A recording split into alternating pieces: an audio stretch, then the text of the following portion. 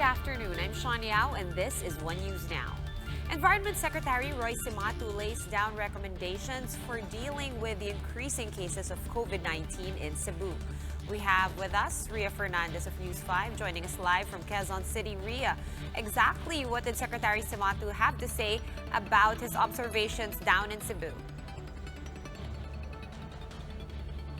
Sean, after his two-day visit in Cebu City as its overseer in the fight against COVID-19 there, Environment Secretary Roy Cimatu said that he is now ready to report his observations and recommendations to curb the virus there, or to curb the spread of the virus there, to the Interagency Task Force.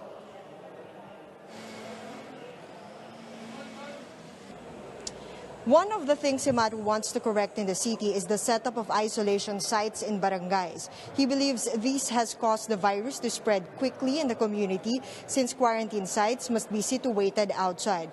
Another problem cited by the Cebu City anti-COVID czar is the discrepancy in data in relation to the COVID cases between the health department and the local government. Cimatu says he will be requesting from the task force to send a team to help address this.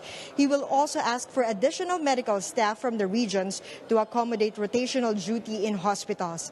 As much as possible, Cimatu eyes attending to each and every COVID-19 patient in the city. This after receiving reports of a patient being declared in the infirmary as dead on arrival. The Environment Secretary hopes his suspicion of residents there resorting to herb doctors or albularyo are untrue. On the other hand, staff troopers and soldiers will be helping in the enforcement of stricter quarantine. But the Secretary stressed there's nothing to worry with their presence. Let's listen to the Secretary of the Environment. Yung sinasabi nilang mga tangke-tangke, hindi naman wala naman lumalabas na tangke. Nandiyan lang kasi SOP sa isang unit na paglipat, alimbawa itong darating na south doon.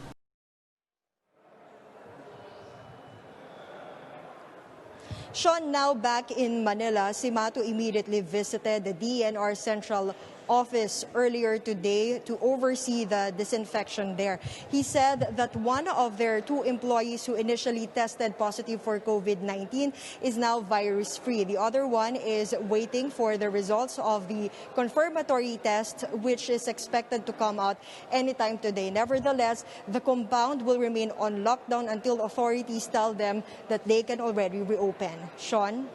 All right, Ria, just one question again pertaining to Cebu City. You did mention that Secretary Cimatu noticed, or one of his observations, was that the barangay isolation centers were within, a very close range to the actual barangay, and this should be outside the city. Is there already a plan of where to move these barangay isolation units to? Well, what he mentioned during our ambush interview earlier today is that the isolation sites must be far away from the communities. Ideally, they should be out of the city where there is a reported case of COVID-19. All right, thank you very much for that update. Ria Fernandez joining us live from Quezon City. Defense Secretary Lorenzana slams China's planned air defense identification zone in the South China Sea, saying it violates international law. Lorenzana also noted that Beijing's plan will cover a vast sea that is considered a global common or open for navigation to all nations.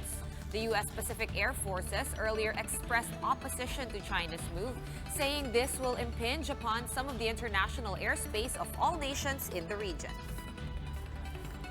And here are other stories we're keeping our eyes on. Government eyes to have a total of 1 million COVID-19 tests done by July. National Policy Against COVID-19 Chief Implementer Vince Dizon says they are looking to focus the expanded testing in Metro Manila, Central Luzon, Calabarzon, Cebu, and Davao. PNP reports a decline in cases of violence against women and children, with only 962 incidents from March to May of this year. This is less than half of the figure recorded over the same period last year. President Duterte attended the 36th ASEAN Summit today via teleconference. The meeting focused on the region's COVID-19 response. Though Palace spokesman Harry Roque says that the president also raised concerns over terrorism issues, as well as other ASEAN leaders expressing support over President Duterte's stance. For more updates, follow News 5, The Philippine Star, and Business World online. Visit our website, onenews.ph, for more in-depth analysis.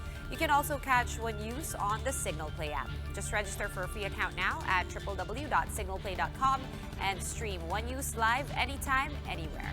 I'm Sean Yao, and we are One News.